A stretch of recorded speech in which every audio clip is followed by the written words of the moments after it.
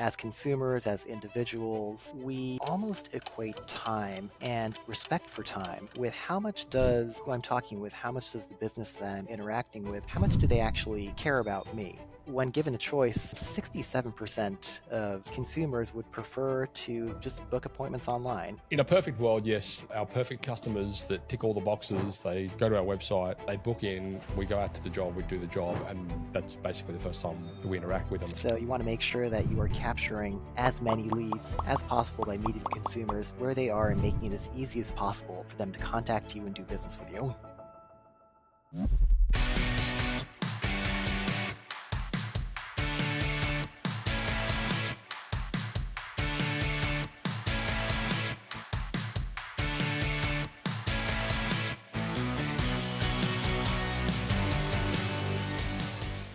April 3 and 4, 2025, World of Titans is hitting Sydney. World of Titans is an event put on by Service Titan, and they are bringing out some of the most famous and well-regarded speakers in the trade space, including Keith Mercurio, Ellen Raw, Ismael Valdez, Catherine Elizabeth, Tom Howard, and now even homegrown Scott and Vicky Irwin from Network Plumbing. Guys, you've got to check this event out if you're serious about growing your business. And if you've ever had the opportunity to visit any of the events in America, you'll know what I'm talking about. These are amazing. And they are bringing this event to the shores of Australia for the first time ever. Stick around to the end of this podcast. I'm going to give you some more details on what is happening and where it's all happening. And I look forward to seeing you there. Ciao. Josh, welcome to the Sideshed podcast. Thank you very much for having me on. Appreciate it. I was about to say good morning, and then I realized it's probably not morning in Seattle. It is early afternoon, so you're not that far off there. Awesome, mate. Thank you for joining us. You are from Eden, and we're talking today about some of the dynamics around sales process involving on-site quoting and a few other variables. Before I get started, do you want to give us a quick overview as to who you are and your background, and maybe frame up this conversation just for the listeners and viewers out there? Absolutely happy to do that. So my name is Josh Coplin. I am one of the co-founders at Eden. So we're a startup company out of Seattle, Washington, in the U.S. And my background, actually a funny thing. So I got my HVAC chops kind of on the ground, selling in-home for about 3 years as we were starting up the company here. But prior to that, I was actually working in Japan, of all places. I was building power plants over there in biomass, wind, solar plants, things of that nature. A little bit of background on the company. So several years ago, got together with my co-founders. Matt, as you probably know, Japan and especially Asia Pacific being the land of heat pumps, we said there's a whole lot of cool stuff going on in the HVAC space. And there could be a lot more of this in U.S. homes. And so essentially we got together there, started Eden, and for about, I'd say, a year or so now, we have been providing our product, which is the Eden Instant Quote. So it's essentially a online price quoting tool, currently specifically for the HVAC space. Awesome. Yeah, and again, conversation. I know we spoke offline before we hit record, but a very timely conversation, I suppose, in line with some of the things that some of the bottlenecks that we see some of our clients over at our digital agency running into in the space of the sales process, and this old. I don't know. We're going to get into this more, but like the old way versus the new way. And I think that's an exciting prospect and topic of conversation for you guys out there, in line with streamlining processes and optimizing the way that you might be doing things in the sales arena, which you've always done because it's always been the way you've done it. And I know you've got a lot of insight, and you're going to run through some stats here, Josh, on what you've seen statistically, and I've certainly got a fair bit of insight as well as to what we've seen statistically. Oh, I bet. So I think this is going to be a super relevant conversation. And for you guys out there as well, I just put this into perspective for your own business, your own vertical. Like, yes, Josh's background in the business is sort of focused on the HVAC, air conditioning, heating, cooling, that kind of thing. However, we're seeing this same conversation extremely relevant across different verticals, different locations, different markets. It's definitely not specific to HVAC. So yeah, super keen to jump in here. Absolutely. And yeah, Matt, like you said, obviously our focus is on the HVAC trade space, but super relevant to other verticals within the trades as well. And I think a lot of it really comes down to the fact that consumer behavior has changed over the past 5 years, over the past 10 years, certainly over the past 20 years. That's without question. And I think one of the things that we've really seen is the difference pre-COVID and post-COVID. The way that we as consumers, and I'm not talking about just the trades here, really just as consumers in general, how we communicate, how we interact with businesses, how we shop, all of that stuff has really changed, especially over the past 5 years. And so some of the things that we've seen certainly are things along the lines of, as consumers, we're doing a whole lot more research than we've ever done before. We are looking around for product information on Google, shopping around online. Matt, I don't know if you've done this, but asking ChatGPT for shopping advice. I've done that a little bit recently, Man, and that doesn't even scratch. I'm not even willing to say in a recorded podcast what I use ChatGPT for in the space of streamlining my life admin. absolutely, it's kind of my I'd say it's our favorite employee over here. Yeah, that's it. But look, I think one of the things is that as consumers, we are more educated than we've ever been before. And I think the flip side of that is a desire from the consumer perspective. We are looking for more control. We are looking to make purchases on our own terms. And so you have this one dynamic where we're getting more educated, we're doing more research, we have more desire for control. And then at the same time, we're also seeing trends towards, say, especially think about millennials like myself, doing stuff online, a desire for maybe potentially fewer interactions, wanting to do purchases on our own terms. And then I think most critically, it's this sort of desire for instant gratification. It's I want it and I want it now, that dynamic. And so the question then is, this is all stuff that I think we're experiencing in various parts of our lives. And then sort of how does that then translate into opportunities for the trade space too? So here's my observations in the post-COVID arena, and this had a big effect on a lot of businesses, positively and negatively. I can speak especially to a lot of local-based businesses over here. I know. We had clients in Seattle who were sort of in the project space, and they literally had their business shut down overnight because everything got locked down. Like some of the variables that came into play there, which were completely out of people's hands.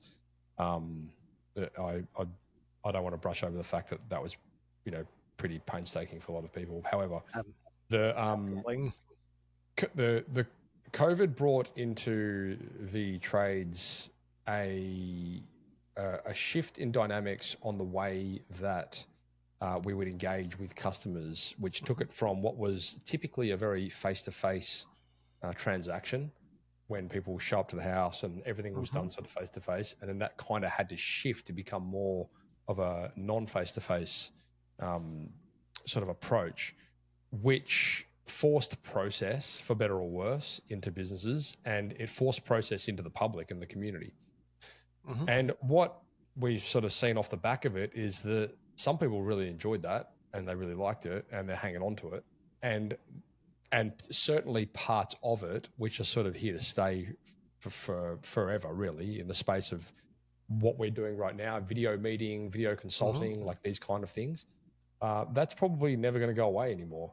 I think some of the things that you're seeing that there is a bit of a clawback for is the office-based dynamic where, people were, unable to work from home. That's still sort of largely there. However, a lot of, these corporations are clawing back due to productivity and things like that. So I'm not quite sure what the future is going to look like in regard to that. The other thing, I suppose, is Um, like Matt, I the think I lost you. yeah, sorry, I just Oh, am I back? yes. Yeah, Yes, you cool. are. Um, the other thing is that whole concept around forcing process, I think, has made a lot of savvy business owners out there sort of make that part of a regular cadence. And that cadence, which involves, first of all, strategy Hmm. and then deployment of the tools to work towards the strategy, which I think is a very positive thing. And, I think there's a lot of business out there that are really embracing the time to think about things and then go and look for the tools to help them, remove some of these obstacles or Hmm. streamline processes. And I think what we're going to be talking about today, and I've seen this firsthand in the space of sales process, um, is one of those evolutions which is due for a bit of a shake up because the way we've always done it is not really necessary anymore. And the things I think that I love Matt, are about what we're you what able we're to hear seeing me? and we're able to sort of helping businesses with today are the way that they can save time for themselves and save time for their customers in between what was transactional meetings, go to site, measure up, go home, quote, send the quote, then follow up quote, or maybe not ever follow up quote. Like that whole thing is Hmm. kind of done. And if you're still doing it that way, I think you're probably slipping behind here with a lot of the competition in the space of speeding this process up and saving everyone's time, which is at the moment kind of unnecessary. You're wasting people's time unnecessary.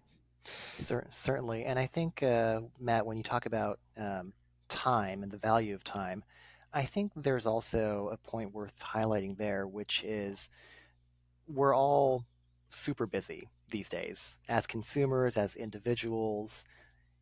We almost equate time and respect for time with how much does who I'm talking with, how much does the business that I'm interacting with, how much do they actually care about me?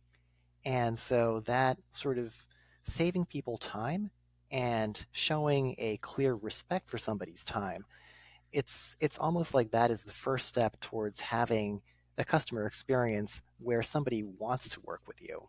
And so there's this dynamic whereas time becomes a more and more precious commodity, we're being pulled in every which way for our attention, then who is the company that is being the most respectful of my time? You know, they're the ones that I want to work with. So we definitely see that dynamic coming into play. So let's unpack this because I think this is super relevant. Oh, geez, sorry, we've got a huge thunderstorm just kicking Oh, away wow. outside. If you heard that, I saw the lightning. Hopefully, I don't lose power.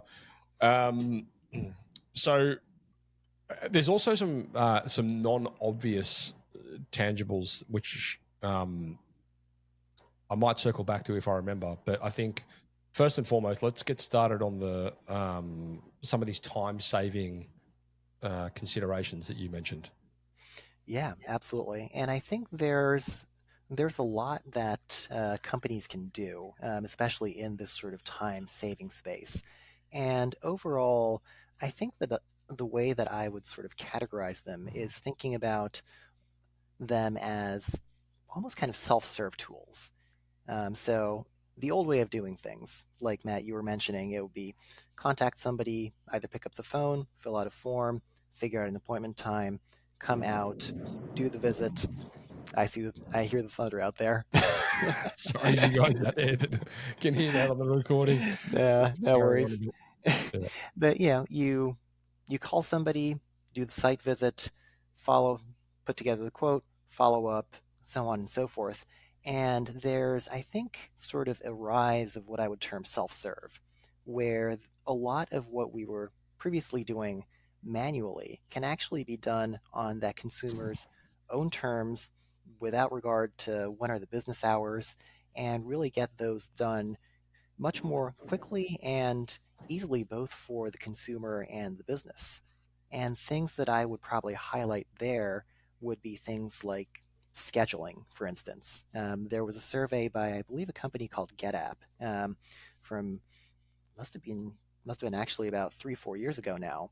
But I believe the key stat there was that when given a choice, 67% of consumers would prefer to just book appointments online. obviously, this is not specific to the trades. It's everything from dental appointments to what have you, everything else.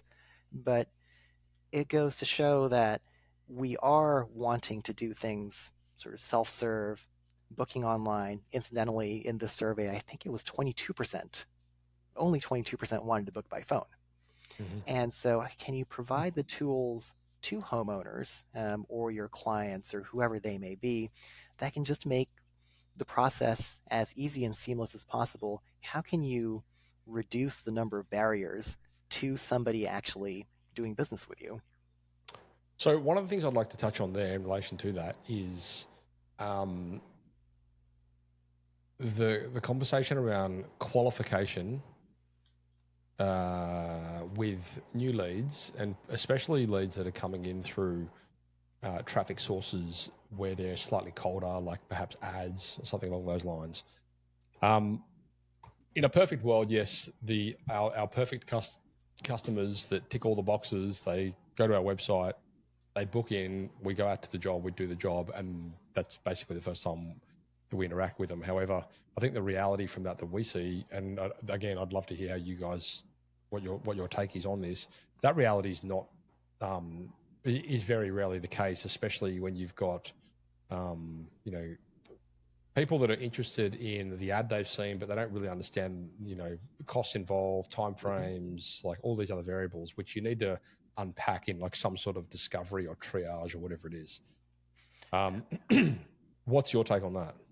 Yeah, absolutely. So there's actually so the ACHR News they're a trade publication in the HVAC space stateside, and they do a big homeowner contractor survey each year. And this is something that has really, really stood out to us because the results have been remarkably consistent last year, this year, and the figure is that actually 70% of homeowners, they're more likely to call a contractor that puts pricing on their website. And so I think this is a really powerful number when we kind of step back and think about it. You're talking about, Matt, to your point, essentially cold leads that are coming in that are not very educated. And then you essentially need to unpack a lot of things. What's the right system for your home? How much does it cost? What's the time frame to install? What does it look like if you finance it? What does it look like if it's cash? So on and so forth. And what we're actually seeing here is that the the more sort of transparent that you can be online with those leads that are coming in, not only do you actually qualify them, but in many cases, you're actually able to engage them online more by providing that sort of information that people are looking for, that instant gratification for, I need to get something changed out, I need to get something installed, I want to figure out how much this is actually going to cost me, and I want it to be a legitimate, real estimate for what I'm actually going to be looking at. Yeah. Putting that foot forward and being that honest, transparent company that is willing to put itself out there, that is actually well received by today's modern consumer.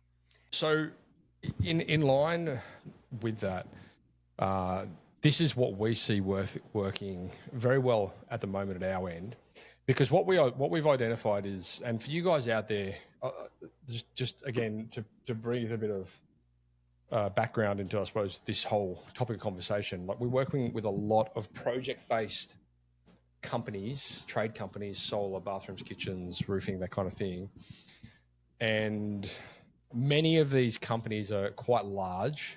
In this, like, might be doing close to $1 million a month kind of thing, which is big for over here, and they do things because it's always kind of been done. And what I mean by that is, like, one of the really common processes that we see is some of these bigger companies and smaller companies certainly, but even some of the bigger companies, sometimes the metric for success is the amount of site visits that they can get their technicians to. So the CSRs will take the call and they'll book them in or whatever it might be, right?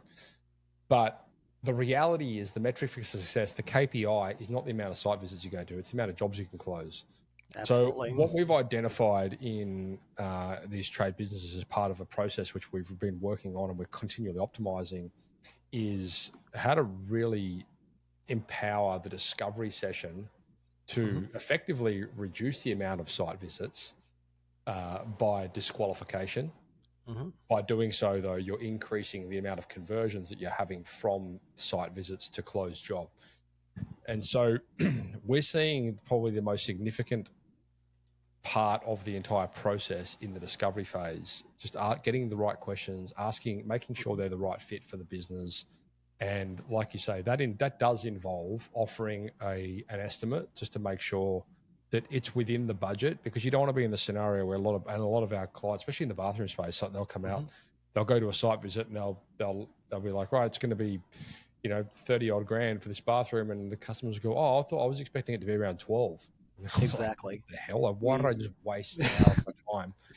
Not to mention, every time you roll that truck, it's costing you money too. It's Correct. Opportunity cost for going out to another home that could have been a better potential client. And then, it costs money, it costs gas, it costs time, it costs man hours to actually send somebody out. And opportunity cost, as you say, that is extremely significant, and it shouldn't be overlooked, because the time that you've spent out there on a dud site visit versus the time you spend out there on one that's been highly qualified, where you have a significant chance of closing that project, like that's opportunity cost 101. Like, you're talking huge loss there if you're not applying that, spending that time proactively. Now, I guess in line with that, so discovery, like we found, is the most important part of the conversation. And then once you get out on site, and this is where I think we're going to have a lot of similarities within, what we're talking about here. You don't want to be in the scenario where you're deploying stages of your sales process which are forcing people to waste their time and your own time. Getting out there and measuring up and being able to, by the time you get to site, the customer ideally would already have an idea of what it's going to cost. Like, that objection should have been handled in discovery. And if it's not, you shouldn't go out there, because there's no point in, you don't want to get out there and get this bartering game.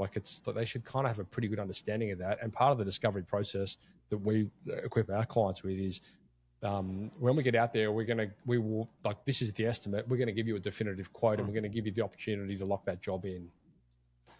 Absolutely. That doesn't necessarily have to be a deposit as such, or we have this initiative which we call Priority Program, which is basically just put a small deposit of a small commitment down so we can schedule the job in. We're not going to schedule it into our calendar, which gives you guys priority as to when the job gets done, unless there's some sort of commitment, that kind of mindset. And that's insanely powerful. And not everyone will do that, but if you don't offer it, no one will. And so I think that dynamic around just making sure that when you do get to site, you are not, you're giving someone the opportunity to to make a payment and get that job locked in, because everyone's busy, like you say. And the old way of going out to site, measuring up, disappearing, preparing a quote, sending it 3 days later, and then wondering why they never got back to you. So the non-obvious factors that come into play with that is, the second you do that, you're leaving yourself open to being shopped. And exactly. Some customers want to shop, sure, but the reality is, if you're just sending them a quote, then there's no real incentive there for them to accept. There's no urgency. Whereas, if you're there on site and you can give the opportunity to get the job locked in at a time that suits them, blah, blah, blah, whatever that looks like, then it's a far better model. And I can tell you this right now, and I don't have stats on this per se, but there's an insane number. I would put it up in the high 90s, truthfully. The amount of people that spend $300 to schedule a job, to schedule a $30,000 bathroom renovation, they just stop looking. The percentages were in the high 90s. They just stop shopping. $300 commitment. That's it's almost job sold. Absolutely. And I mean, once you actually have that transfer of money, even if it's, compared to the actual scale of the job, a token amount, that lends itself to, a sense of commitment. And like you say, then, you say, okay, I've decided I'm going to stop shopping around. So absolutely. I think that is absolutely true. And the other thing that I think really lends itself to this theme that we've been talking about of discovery, qualification, and then ultimately closing is that in a lot of kind of the older way of doing things, you know, if you were really on top of things, then you might use a real in-home proposal tool so that you're going out there, you're doing your measurements, you're doing what have you. If you're really fast, you can put together a proposal right then and there, and then you can present it to the homeowner for whatever that project is. And I think one of the things that has maybe historically turned some homeowners off there is that from their perspective, they're coming in, getting presented with the price, and then having this sense of being sort of hard sold in the home, where they prior to that interaction, they maybe were not comfortable or didn't have a sense of what they were going to be looking at for a price coming in. And so I think this is where you start to see real synergies between this in-home closing at the kitchen table approach, making sure that you're not sending a quote 3 days later and then following up. So that by providing somebody with a quote or an estimate upfront online first, then they are more comfortable with the price, they're more comfortable with what they're going to be looking at, and then it's really sort of finalization process and then signing on the dotted line where people don't feel like they're getting sold to, hard sold in the home. So I see a whole lot of synergies in terms of how you actually combine those two processes and at the end of the day get away from, first of all, the sticker shock that you might subject somebody to in the home, and then also opening yourself up to being shopped around or competition by sending a quote several days later. Yeah. And I think, again, like just pulling it all back to discovery, like if the, and this is what we work so much on with our customers in the interest of conversion. Typically when they come to us, the conversation is, we want more jobs. And we go, great. So we can achieve the first part of that through like generating traffic and running ads and that kind of stuff, right? But then nearly like 100% of the time, the very next part of the conversation is in the space of conversions. So, and to give you some context, like we've had a client who was working with us for, a few months now. We've been running ads and generating leads and that kind of stuff for him. And we know when this is like a foolproof formula. We see it 100% of the time this happens. The leads get generated, and then if we're not doing the lead qualification process, which we put people and AI into businesses that actually do that for our clients. However, if that part of the process is left up to the business owner, they always drop the ball on parts of the process, and the conversation always turns around back to us saying the leads are no good. And it's very rarely the case. Yep. It's 99.99% of the time, the area of improvement is always in the sales process. And so we've had like literally a client of ours who's been working with us for 3 months in a lead up to this. Last week we deployed one of our sales executives into the business, and he went through and in the first week with this client's data, and this is just to give you guys a bit of, I suppose, just foresight into why the process is so important. So 79 new leads that got followed up on, 130 total follow-ups throughout the week, 209 calls, 102 answered, 107 didn't answer, 53 were disqualified, 46 weren't ready, and 17 of those were booked into site visits. And that was in the first week. Now, the power behind that is like what Josh and I are saying here is in the process. It's making sure that when the leads are coming in, they're going through a defined process, and that the discovery needs to be done right to result in a site visit. Now, numbers aren't in yet on how many of these site visits have closed. Well, truthfully, he hasn't attended 17 in a week, but like they're all being booked in, and he will inevitably, if like our KPI for our clients on site visits is a 50% close rate if they're following our process, and most of them get pretty damn close to that. So, I mean, that's a pretty good milestone like number if you're closing 8 jobs off the back of a process which has been defined and worked. And I would say to you guys out there, if you are wasting time in areas like Josh is saying with, getting the quote to the customer, all you're doing is leaving a huge gap of an opportunity there for your competitors to come in and take that business off you.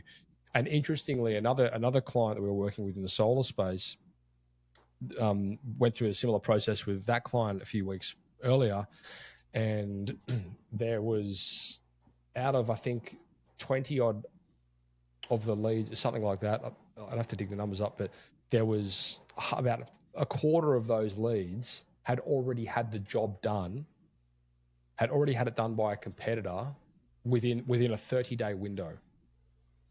So like the speed to lead is incredibly important as the first part of the process, and the triage and discovery which follows that, essentially speed to lead. It's like, how quickly do we get back to these leads, especially with cold traffic? The faster you get back to them, the better. And that's why we like to use AI for that first touch point, because it doesn't matter what time of day those leads come in, we can hit them as soon as they we can respond as soon as that lead comes in. But then getting that discovery call, qualification, disqualification, site visit booked, like it's just a very smooth and awesome process at the end of the day. Absolutely. And I think to just add to what you mentioned, it's also a question of how do you provide the tools and the means to your consumers, to your customers that are coming in, to really meet them where they are. Are they the type of person that wants to pick up the phone and talk to a person? If so, great. If it's after hours, we have AI on the case. Are they somebody that do they want to just fill out a form online? Then, you want to be able to provide the right avenue for contact for each type of customer that's out there, so that you don't lose anybody. You don't have anybody just bouncing out from that website from the leads that you've paid money for. Mm-hmm. So you want to make sure that you are capturing as many leads as possible by meeting consumers where they are and making it as easy as possible for them to contact you and do business with you. And I think as well, like the sales process is so important, because in a lot of cases, and especially with project-based work, as opposed in comparison to reactive work like block drains and hot water heaters and that kind of thing, people aren't always going to make a decision off the first point of engagement. Are you familiar, Josh, with the 7-11-4 concept? No, I don't think I am.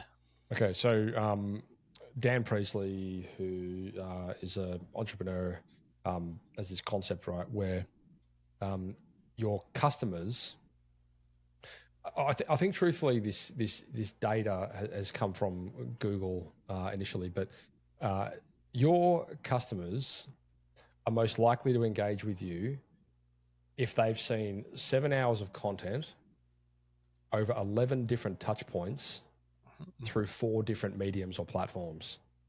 So what that means is, if they've come to you for information or a quote or whatever it might be, for them to basically pull the trigger and engage with you, there's 7 hours of content they've got to consume across 11 different touch points. So it might be a text message, an email, a video you've sent them, whatever it might be, and on different platforms. Here's a podcast I did, here's a video recorded, here's a blog I wrote, here's a Facebook post I did, here's a LinkedIn post, whatever it might be, right?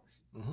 And so the point of that is, although I don't think that's necessarily completely translates across into the trades, but I think conceptually we're living in a world now where people are coming to you as a trusted advisor, and if you can showcase your expertise and you can build that rapport through content and leveraging that 7-11-4 formula, your conversions off the back of it. Well, your sales cycle, first of all, you will have a better conversion off and through that sales cycle, because that kind of is a sales cycle. Like you sending content, like however that happens. And I think in today's landscape, where there's a lot of noise and things that are coming through, paid traffic mediums and things like that, the ones that typically stand out are the ones that when the customer or the lead does their own research, they can find information that really does showcase expertise and positions that business as the expert. Absolutely. And I think it's so critical that is done through means that are easy for consumers to digest. And I think a lot of it does come down to video content, being that trusted advisor, having the answers to what exactly the customers are looking for, and conveying that through video. Obviously, you can have blog posts and text and all that stuff is important, but making sure that you have that content out there is so critical in terms of establishing that rapport online and that trust. And here's the thing that we're seeing: that 7-11-4 formula is not just relevant at the point like after a quote. It's probably even more relevant in the lead up to that quote, because if they've consumed that content and they've had that level of exposure to you and to your business before they've actually sat down and had a face-to-face with you, they are considerably more qualified than someone that has not seen and engaged within that content. So, and here's the best part: most of that can be automated. So you can have like an initial ad as a point of contact, then you can have re-engagement videos, and you can have emails and all these kind of things that can be automated off the back of that initial point of contact through the ad medium or whatever it might be. So it's very powerful. Yeah, absolutely. And I think that really goes hand in hand with the trends that we see overall for us as consumers. We are doing more research than we've ever done before. We are getting more educated than we've ever done before. But we're also looking to be, in a sense, fed information that we are looking for. So if you can be that company that is hitting the nail on the head for, the question that homeowner is asking, then you automatically jump to the top of the list for being that trusted source for that homeowner. That just makes you more likely to get that phone call at the end of the day. And here's the opportunity for you guys out there, the advantage, the opportunity, and truthfully, if you want to think of it like this, kind of your responsibility. Your competitors are less likely to do this. And that's a big area of opportunity for you. What I mean by that is, and we have this conversation every day with clients when I'm like trying to get them to record, content on various, for various things. I don't like recording video, whatever it might be. And my answer is always the same to them. Well, like, if you want the outcome, do the thing. The reason that you don't want to do this is the same reason that all your competitors don't want to do it. So if you want to stand out and you want to get that result, just do it. It's not that hard. It's just a skill that you can learn and develop. No one's born knowing how to do it. And I think that's kind of a polarizing moment for a lot of businesses in the space of them understanding, well, okay, like this could be a uniquely defining an identifying part of our existing process, which can help us stand out against our competitors. Absolutely. And I think another thing there is that if you are willing to put yourself out there and talk about the things that potentially maybe your competitors aren't willing to talk about, if you are willing to really dig into the details that others are not willing to put out there on the internet, that's a way that you can engage people online. It's stuff that people are interested in if they are shopping for your services. And the more that you get yourself out there in terms of answering the questions that homeowners are looking for, that your customers are looking for, then the more you are building yourself up as that trusted brand. So I'd say for you guys out there, and I always say this to clients, and I've probably said it on the podcast before as well, the best place to start with creating content is in answering the top 5 or 10 questions that you get asked the most. And the reason that you want to, and I literally had this conversation with a client of ours last night, same thing. I was like, just start there with content, because if they can consume that content before they sit down with you, they're not going to ask that question because you've already answered it for them. And that's a really good place to start, because at the same time, you're building trust and rapport. And when you're creating that content, you're never going to have to create that. You're never going to have that conversation again, because if someone asks you, you send them a video. And if I've already seen the video, they're not going to ask it. So it's like a double-edged sword. And the other thing is, when it comes to the different stages of the sales process, there's communications that you can send out which can strengthen the conversions through the different stages relevant to that point of the sales process. And you can automate some of that as well. And so, for example, off the back of a discovery, or in the lead up to a discovery call, there could be a video that goes out saying, hey, this is going to run you through what this upcoming discovery call is about. This is how we run it. This is why we do it. This is what it's about, blah, blah, blah, blah. So then when they jump onto that call, they understand what it is. And then off the back of the discovery call, you would send them a video which would say, hey, this is what's going to happen in the upcoming site visit. This is what we're going to do. This is our site audit. This is the things this is our safety check. This is how we do this, blah, blah, blah, blah. Great. And then off the back of the site visit, then there's, okay, you've booked in for your project. This is what's going to happen in the lead up to your scheduled date, blah, blah, blah. And you can always just keep your customers in the loop as to what's going to happen in relation to your process. and you can automate the whole thing. It doesn't have to be a manual thing. You create it once and then it's done. And yeah, you'll optimize as you go. But the point is, like, and we see insane feedback from our clients about their customers just being so glad that they can, well, maybe glad's not the right word, but maybe like they have a lot of confidence and belief in the fact that they can see they're part of an existing process. Like they're not just skyhooking things here and this is what's happening next. And like it's actually defined. And to the point where we'll even create like infographics for the businesses saying, this is the process. Just communicate this to your customer just so they know where they're at and what's happening. And it breeds a lot of belief into them. And that inevitably enables you to justify why you're not the cheapest and many other variables. Absolutely. And, taking it back to a little bit of the pricing and quoting and estimating and pulling that further up the funnel, bringing that stuff online, putting that together with the process that you were just talking about. If you're able to do that with a more sales qualified lead that has seen what something is going to cost, they're going to have an idea of what they're going to be looking at, and then you take them through that process where you are educating them with videos throughout the entire process and really systematize it. That makes for a really, really powerful sales process all the way through. So I was talking yesterday with a colleague and friend of mine in the US, Tom Howard, who runs a HVAC business in California, which they've been valued at 140 million, which they're looking for exit through private equity.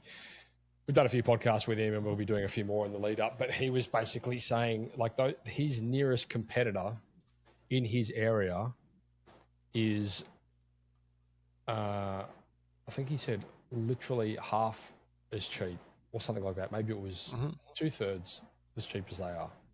Like they are so far more expensive than anyone else, but their customers don't have the price objection because they understand the value and the quality of going with that company against one of these other companies. And so that luxury comes with profile, and it comes with rapport, and it comes with posture and the way that you're presenting your business and your sale. Like people need to understand that like you don't need to be the cheapest, and you shouldn't be the cheapest really, because you need to make sure that you're making money. And most of these businesses that are the cheapest, they don't know their numbers. Absolutely. And they may not be around for several years. Correct. And that becomes part of the message too. It's like, this is why we charge the way we do. This is the longevity of the business. This is our service policy. This is how we can, if there's an issue, we can guarantee we'll be back there. We've been in business for this long. Like these are the things that are uniquely identifying when you're trying to draw comparisons between some of your competition. And these are some of the opportunities that you guys have if you package it well. Absolutely. And if you are able to really explain that and bring it home to your customers, to homeowners via video, as you are educating them throughout that discovery process leading up to that final close, then again, super powerful. I love it. Josh, before we wrap up, in relation to speed to quote, and you can reference, I suppose Eden as a software for this part of the conversation, I guess, but essentially, does it involve having predetermined packages or products that live within a database that you can pull from a flat rate pricing kind of model, upfront pricing kind of model, so that you can present the customer with the options, they can select the one that suits them, and it's just locked in, done. Is that the idea? That is certainly the idea. So it does lend itself, if you are going to be doing online pricing, putting that out there in front of consumers, it certainly does lend itself to flat rate pricing, to having packages available, having all that well organized within your CRM or FS field service management platform. And then, of course, you want to make sure that you are protecting yourself with disclaimers. You can get on site and there can be funky things going on with the home. That's certainly been known to happen. So, you want to make sure that you have the appropriate protections in place so that if there are any adjustments that need to be made, then yes, you can go ahead and make them. But at the end of the day, it really is making sure that you have your pricing in order, that you know your numbers, and that you are able to present that to customers to give them a good sense of what they're going to be looking at. Sure. Awesome. No, I love it. Is there anything you wanted to close off on before we wrap up? No, I think this has been a fantastic discussion. We went from online pricing to content, how do you maximize and optimize your sales process, and I think all this fits together, and all are really necessary parts in order to really thrive in this fast-changing world that we're living in. Well, I mean, look, the reality is, I guess, all of those little things that we discussed are all part of a bigger picture, which is typically defined as the sales process. So there are variables there which apply demand, attention, and process, and the upfront pricing side of it is one part of a bigger picture in the interest of conversions and that kind of thing. So typically, and what I encourage you guys out there to do is really flowchart the process that you currently use for let's call it any one of your installation services. And by the way, I'll give credit to my mate Dave Jennings from Systemology, who sort of came up with this concept with critical client flow in the space of your workflow, what the actual project looks like, and the different steps that are involved in it. And then once you have that identified, you can look through those different stages and think, how can we do this stage better? Is there technology? Is there something that we're doing that we can improve? Does it need process? Does it need team? What does it actually need to make that part of the process better? And gradually, piece by piece, you're looking for the 1%ers, and that compound sort of conversation there, where you're like always looking for the micro improvements which have macro results. So I think that's and without question, the on-site quoting side of things is like a huge part of the conversation in the interest of taking site visits to close jobs. We're seeing that the results tenfold off the back of that. So yeah. Great. Certainly. Yeah, Awesome. It's all about tightening up the sales process every step of the way. Where can people get hold of you, Josh? Yeah, so my email, just to put that out there, it's josh.coplin, josh.koplin at edenhomes, edenhomes.com, or our website is www.edenhomes.com. I'll have links to all that in the show notes for you guys. If you want to go check it out, just head over to the siteshed.com and search Josh Coplin, Koplin. If you guys have any questions about any of that, if we haven't covered off on anything, let us know in the comments wherever you see this come through, social emails, etc. If you need any follow-ups or anything, I'm sure I can rubber arm Josh to come back on the show and answer some of those. But otherwise, Josh, thanks so much for your time, mate. Much appreciated. Yeah, thank you very much for having me on. Appreciate it. I'll let you get onto your sunny Seattle weather while I sit here in this typical Seattle weather here in Australia. All right, thanks so much. That's a wrap. Site Shedders, I have an amazing time-sensitive announcement that you need to hear. On April 3 and 4, 5 of the USA's most accredited and accomplished trade business experts are bringing their expertise to Sydney to teach you how to build, run, and even exit your trade business in an exclusive world-first 2-day event. You're going to get to meet and hear from Tom Howard, who built one of his many businesses from 1.4 million to 140 million and is now preparing to exit. You're going to meet Ismael Valdez, who went from 0 to 30 million exit in 1 year, and he's done this repeatedly. We're also going to hear from world-renowned experts Ellen Raw, Catherine Elizabeth, Keith Mercurio, and our homegrown plumberpreneurs Scott and Vicky Owen from Network. For the VIPs, Thursday will include a tour of Sydney-based Network Plumbing's HQ, which is currently about 40 million revenue. There's going to be a Nail Down Your Financial Goals workshop with Ellen Raw and Tom Howard, followed by an amazing Sydney Harbour cruise. On the Friday, you're going to learn from the best in a jam-packed day with sessions from Keith Mercurio, Catherine Elizabeth, Ellen Raw, Ismael Valdez, and Tom Howard, who are all leaders in their relative fields. And if any of you, like me, have had the privilege of attending any trade-specific conferences, trade shows, seminars in the USA, you'll know what I'm talking about. There is simply nothing like these events. They are life-changing. And if any of the following points relate to you, you need to make sure you attend this event. You want to learn how to grow your home service business from 1 mil to 10 mil or from 10 mil to 100 mil. You want to overcome the mental roadblocks that are holding you back from reaching your dreams. You want to learn how to budget and become a first-rate financial manager in your business. You want to learn the formula on how to start, grow, and sell a trade business. You want to network with the best in the business. You want a tax-deductible excuse to work on you and your business in one of the most iconic locations in the world. So if that all sounds good, head across to thesiteshed.com,